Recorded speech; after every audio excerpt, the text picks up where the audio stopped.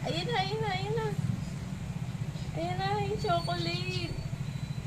Uy, nahulog na, nahulog na.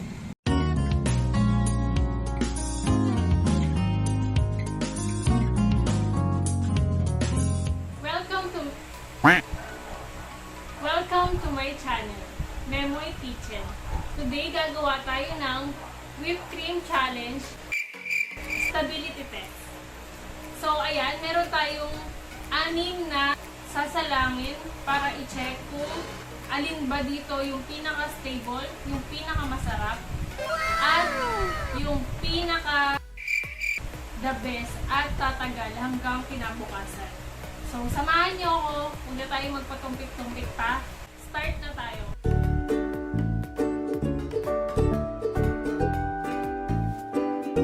Unahin natin ngayon ay Everwhip. So, ilalagay lang natin yung 1 cup. Gagamit na ako ng stand mixer dahil marami-rami rin ito. So, okay na natin.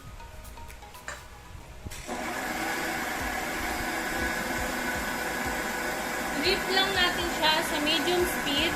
A few moments later. So, okay na.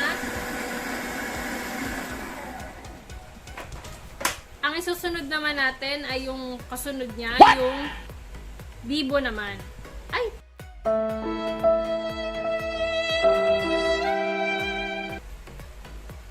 Kalimutan ko. Yan. So, 1 cup. Start na tayo.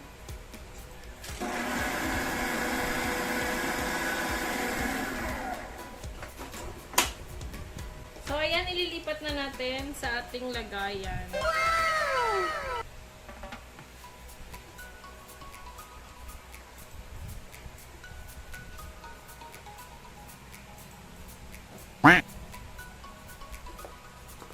Ang pangatlo naman nating imimix ay yung bunch na whipping cream.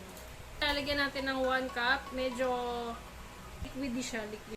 Oh no!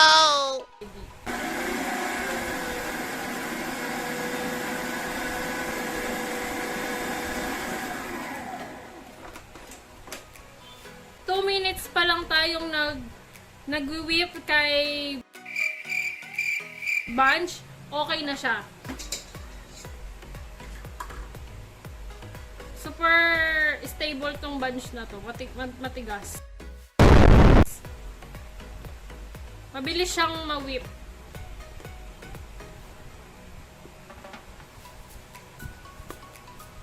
Nasa pang-apat na tayong whipping cream. Ito naman ay yung Mona Lisa na deluxe. Maglagay tayo ng 1 cup.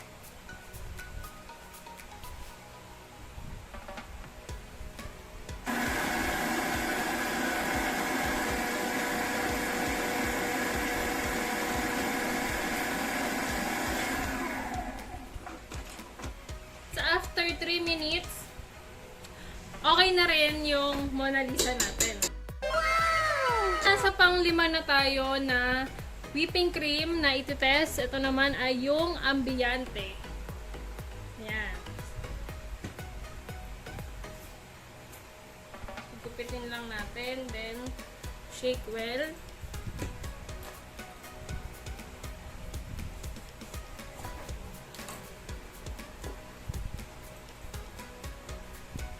One cup ulit ng Ambiente. Start.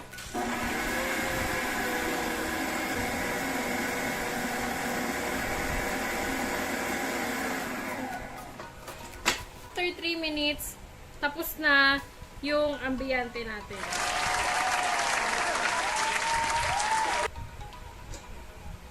Try na nating i-whip yung Choco Everwhip. Yan. Hindi ko na lilinisan yung ano natin. Ang bango. Lasang choppy. Amoy choppy.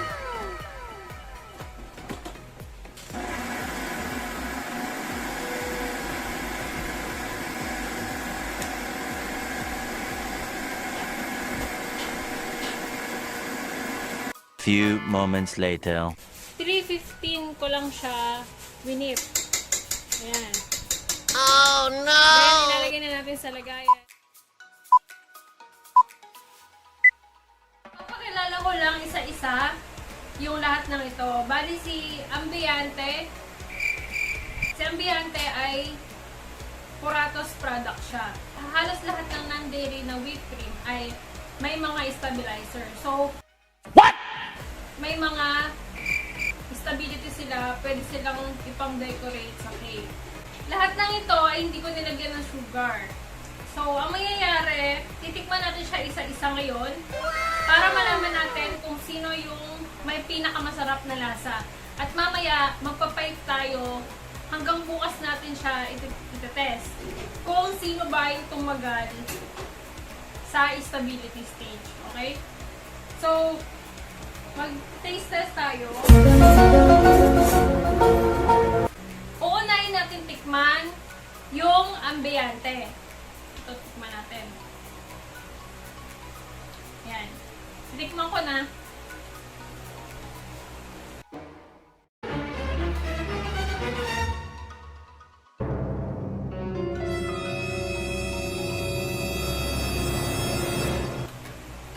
Sobrang creamy niya. Sobrang sarap. Hindi mo na siya kailangan lagyan ng sugar or anything. Sobrang sarap na niya. At kung makikita nyo, yung stability niya is good. Okay na okay siya. Gusto ko pang kumain ng isa pa. Ang sarap! So yun, super creamy itong Ambiente. Ang Ambiente ay worth 280 pesos sa mga baking store. Depende. Nagre-range siya sa may 260 to 280 pesos sa mga baking store. So, ang may hawak sa kanya ay Puratos. Yan. So, basahin natin.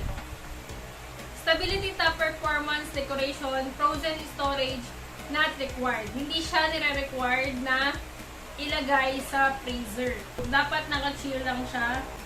Ang next naman natin, dahil sobrang dami nito, bibilisan na natin yung pag-taste test. Dahil marami pa tayong kasunod na gagawin. Ang next naman natin na i-taste test ay yung Mona Lisa. Ayan. Mona Lisa Deluxe. Ang nakalagay sa kanya ay UHT, non-dairy topping din. At hawak siya ng Master Martini. So, ayan na, titikman na natin yung Mona Lisa.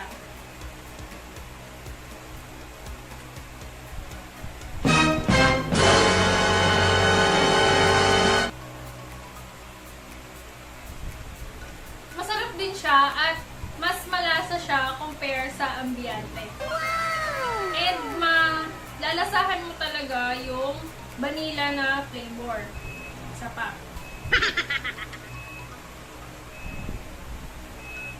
Ayun, hindi mo na siya kailangang lagyan ng sugar or anything dahil matamis na siya.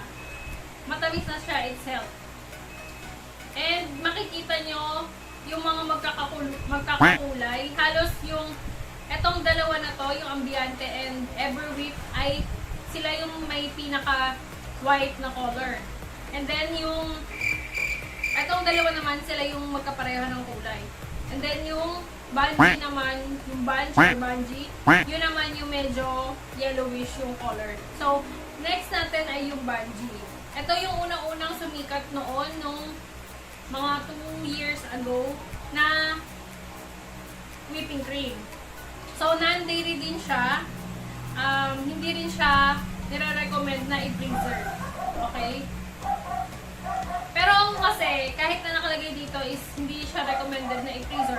May times na pini-freezer ko siya, lalo na kung alam kong hindi siya masyadong ganun kalamig. So, pini-freezer ko siya ng mga 30 to 1 hour lang.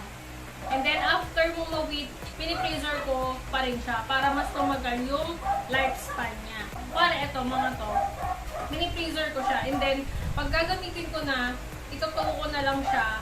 And then, imi-mix. And then, okay na ulit. So, sorry po sa mga aso dahil meron kaming kapitbahay na may alagang aso. So, ang next natin na titikman ay yung Banji. Ito.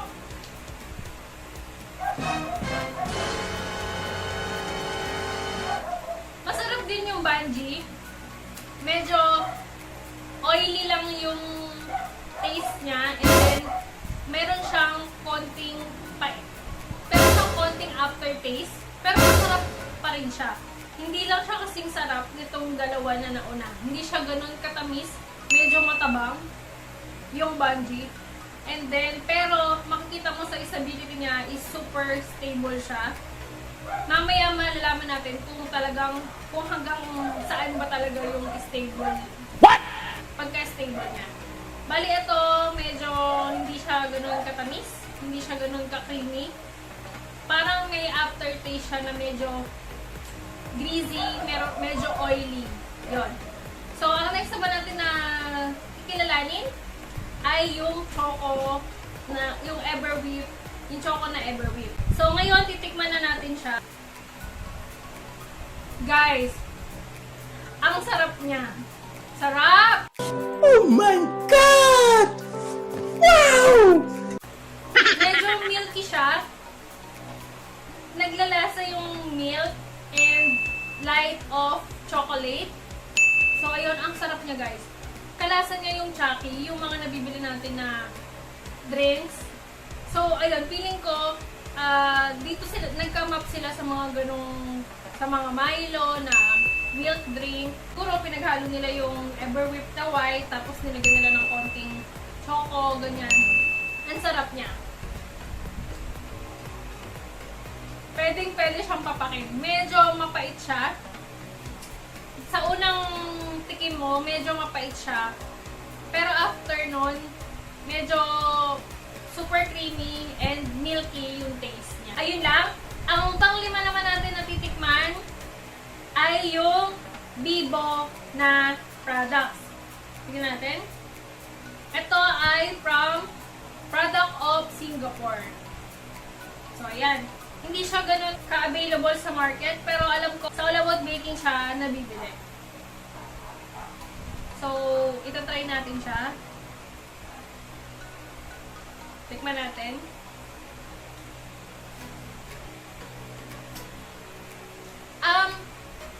Ito guys, sobrang super creamy. Hindi ko ma-explain, pero more on milky taste siya and then creamy. Makaiba yung texture niya, super lambot.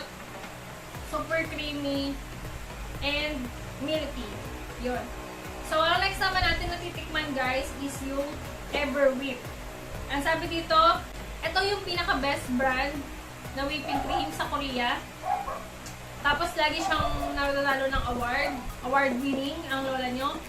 Tapos, siya lang yung nag-iisang vegetable na cream. So guys, ito yung marirecommend ko sa mga may diabetes. Dahil yung ginamit sa kanya is hindi glucose or corn syrup. Ang ginamit sa kanya is sorbitol, which is less sugar. Para siyang stevia. Yun, yung ganun. Hindi siya ganun katamis. At marirecommend ko siya. So, kaya lang, medyo kapag hanap yung sweet, alam ko ito medyo matabang siya. Hindi siya ganun katamis.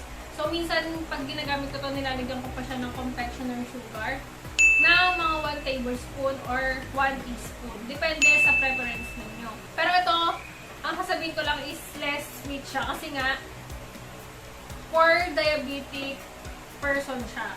Okay? So, tikman na natin.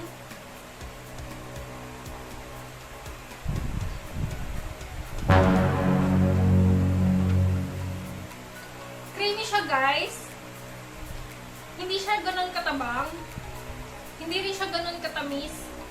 Pero kapag ang gusto mo is sweet, parang medyo may lasa siyang vegetable. Kasi nga vegetable cream siya, medyo lasa siyang vegetable talaga. Malalasahan mo yung parang lasa ng barley, lasa ng malunggay. Kasi nga vegetable siya. Feeling ko leaves yung ginamit sa kanya ng vegetable. Medyo creamy siya, medyo milky. Ayun lang. Kailangan lang din natin siyang dagdagan ng confectioner sugar if ipapang-decorate na siya sa cake. Okay? So, next natin gagawin ay kukulayan natin tong mga to and then ipapipe natin siya isa-isa sa may burger. So, ayan na guys, ang uunahin natin lagyan ng kulay ay yung ambiente.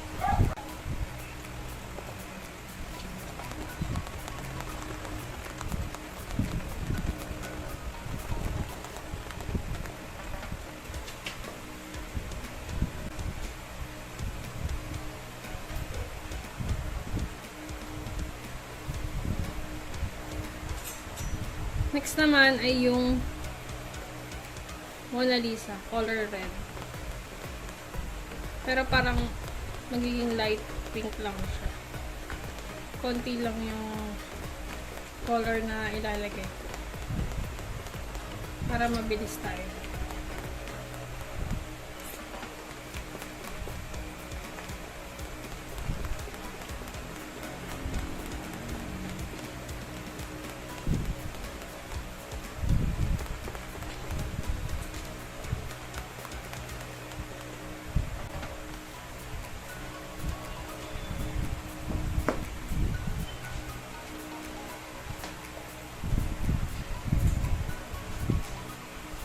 Then, yung bunch color block ang ilalagay natin sa kanya para maging slightly color gray.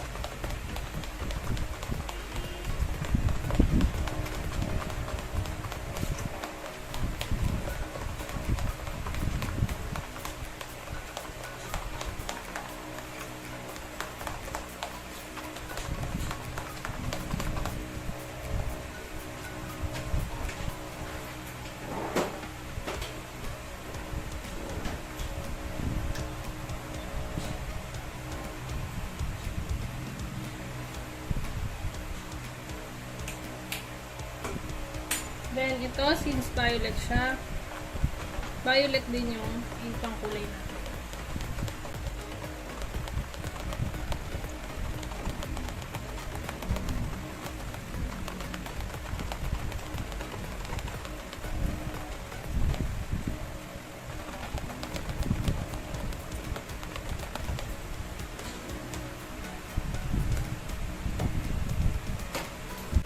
Siyempre, unahin ulit natin yung ambiente.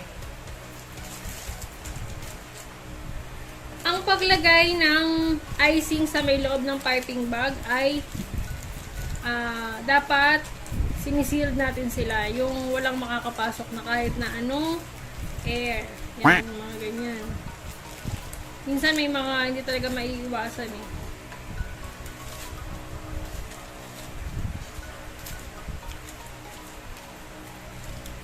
So, ayan. Okay na to.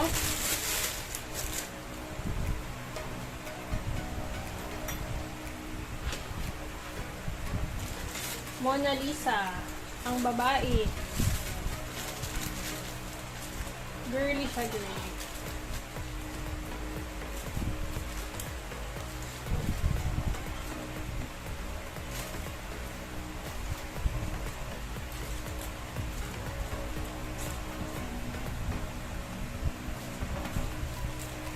For more tutorial and mga test, pwede nyo akong isubscribe sa aking YouTube channel. Para naman, sa ngayon kasi puro icing yung mga nire-review ko, yung mga ginagawa ko. And then, susunod, magbe-bake na tayo. And then next, ang ating bungee.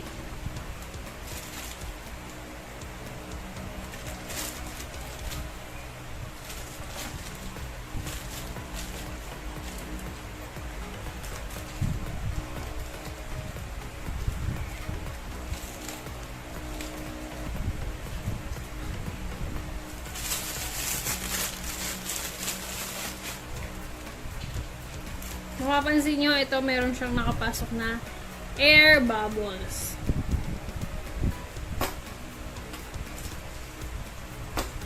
naman, next.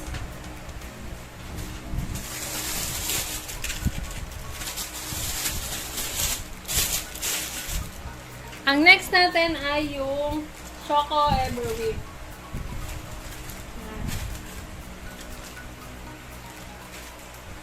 Ito ko na lang siya i-blend. So, dapat hinahalo siya bago mo ilagay sa may piping bag.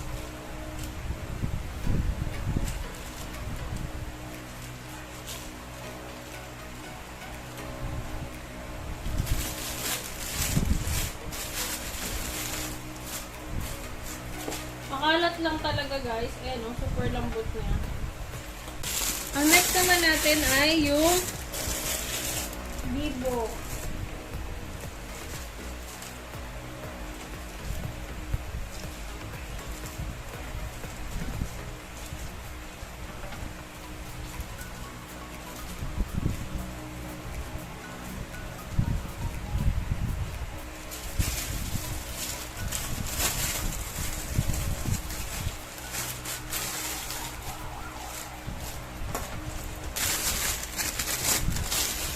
Ang last one naman ay yung award-winning na Evergreen.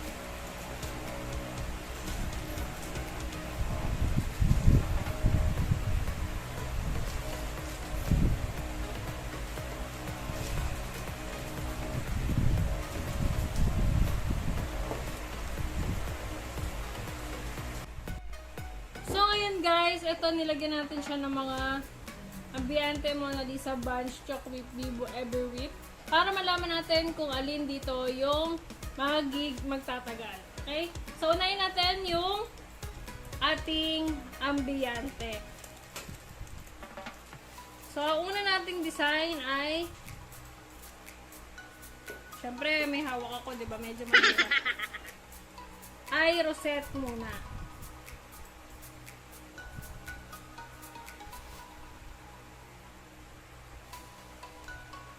So, ayan, rosette. Sunod naman ay yung ating Mona Lisa.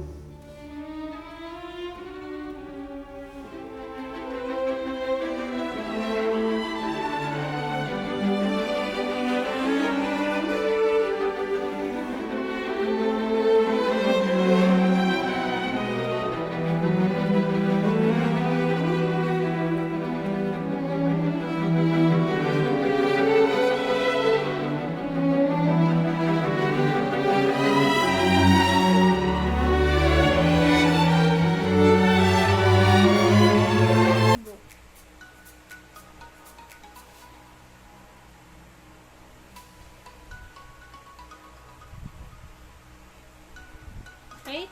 Next naman kay Everwhip.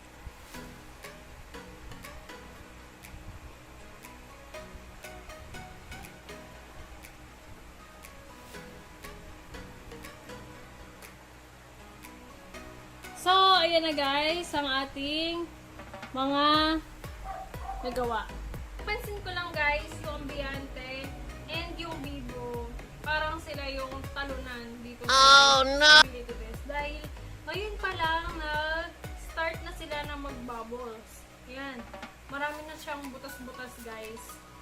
And, napansin ko naman sa yung habang pinapipe ko sila, yung medyo matigas pa rin, yung medyo firm pa rin at hindi ganun kalambot.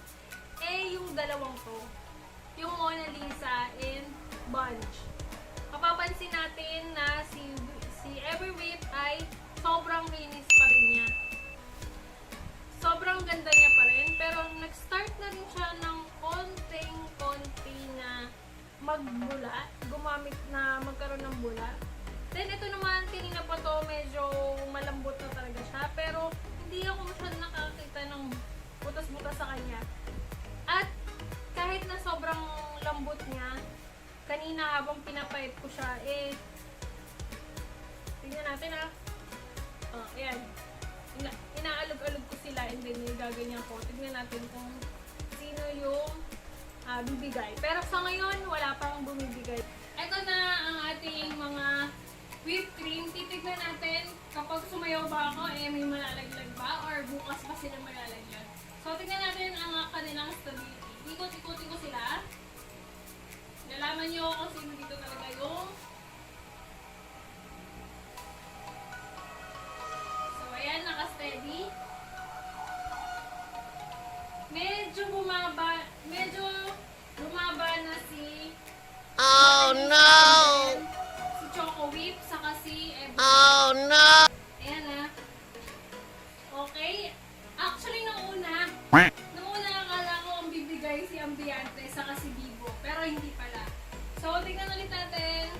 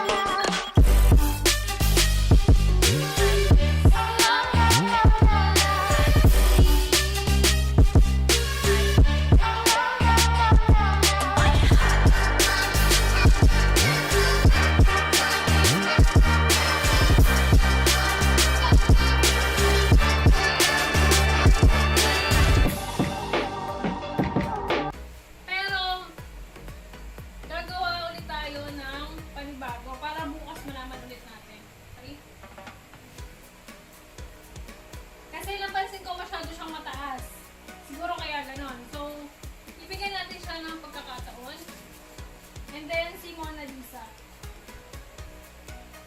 Ayan. Saka si Choco. Feeling ko kasi masyado silang mataas. Masyado mataas yung pagkakaano. Pero si Bibo, medyo mataas din siya, di ba? Mas magkapareho lang sila halos ng taas ni Everwhip kanina. Pero hindi ako sure, baka kasi dahil nauna ko silang winip, kasi si Everwhip, una ko siyang winip kanina. So siguro medyo lumambot na siya. And then yung huling-huli ko winip is si Ambiante. Basta guys, always remember na dapat malamig or chilled yung ating mga whipped cream kapag before tayo mag-whip. Okay? Dahil nakakatulong yon sa stability ng ating mga whipping cream. Okay? Yun lang guys. Bukas babalik tayo para tingnan natin kung ano ba talaga yung mangyayari sa kanilang lahat. So, ayan. Welcome back mga kamemoy. Ngayon ay alas 12 na ng tanghali at eto sila. Hello sa inyo. So, ayan guys. Kagigising ko lang. And titignan natin yung mga itsura nila.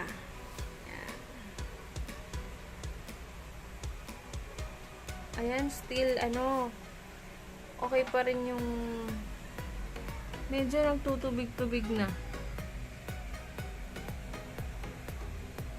Medyo parang nagtutubig-tubig na sila, guys. So, ayan. Si Everwhip, medyo ano na siya. Pagpasensyahan nyo na guys yung camera natin.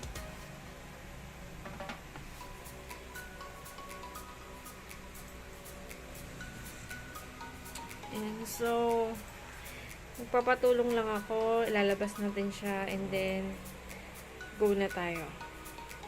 Good morning mga kamemoy! Ito na.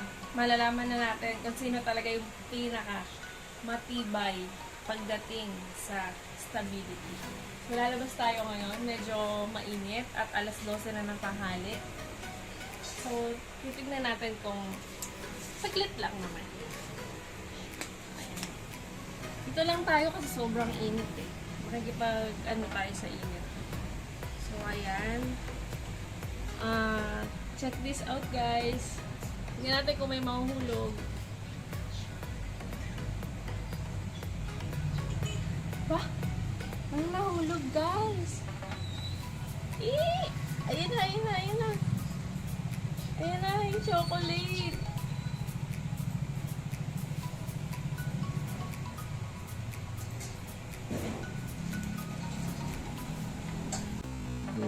Nahulog na. Nahulog na. Sino yung next na mahuhulog? Oh! Si Mona Lisa yung second na nahulog. Init. Antayin natin na may mahulog pang isa. Lalo bang mahulog? Wait tayo ng 1 minute pa. Tignan natin kung sino yung next na mahuhulog. Hanggang sa matapos to, hanggang malaman natin kung sino yung next na mahuhulog, guys.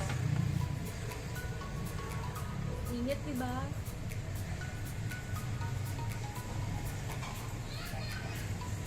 Diba? Ang titibay nila. Ay! Oh!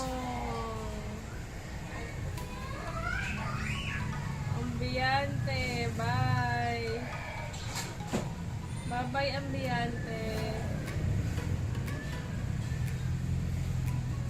So, and antayin lang natin kung sino pa yung susunod.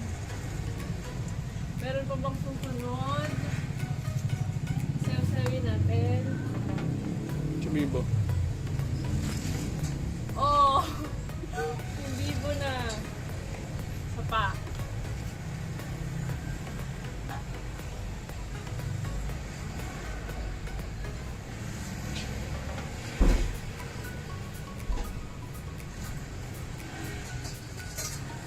Tira matibay ah.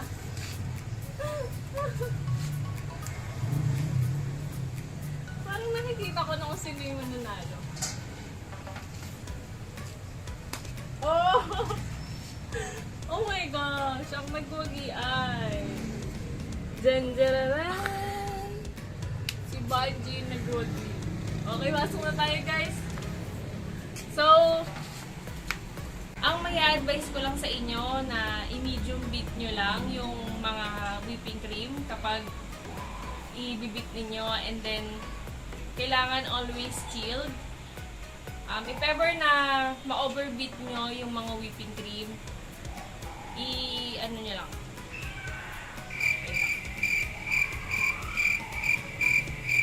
If ever na ma-beat nyo yung whipping cream, haluan nyo lang ng panibagong whipped cream na hindi pa na-beat at i-beat nyo ulit at okay, magiging okay na siya.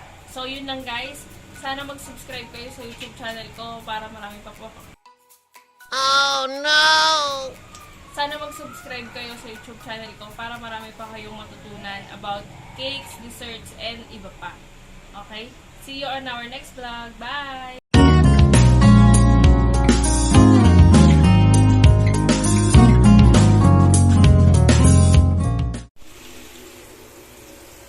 Hala, nakaka-amaze naman to si Bungie, guys. Tignan nyo naman.